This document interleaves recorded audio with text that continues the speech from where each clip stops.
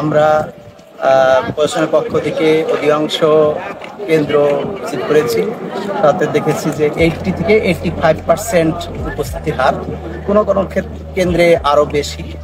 তো আমাদের পরীক্ষা আমরা এ পর্যন্ত সুষ্ঠুভাবে সম্পন্ন হয়েছে বলেই জানি, এবং কোনো রকম অসঙ্গতির কোনো অবস্থা আমাদের নজরে এখনো আসে নাই। কাজেই আমরা ধরে নিই যে আমাদের এই ইউনিটের পরীক্ষা সুষ্ঠুভাবে সম্পন্ন হয়েছে।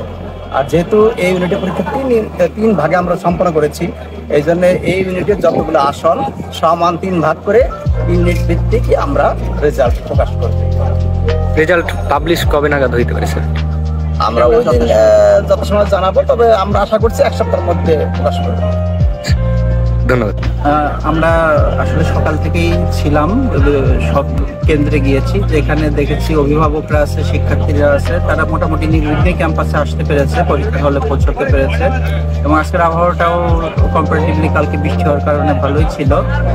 আর কোনো প্রকার অপ্রীতিকর ঘটনা বা কোনো প্রকার অসঙ্গতি আমাদের এখনো চোখে পড়ে নাই। আর প্রশ্নপত্র বা বিভিন্ন বিষয় নিয়েও তেমন কোনো প্রশ্নের উদ্রেক হয়নি। যদি এরকম প্রশ্নপত্রে কোনো ভুল বা কোনো থেকে থাকে, আমরা এটা নর্মালি সবার জন্য যেটা সাম্যতার ভিত্তিতে যেটা হয় সেটাই করা হবে।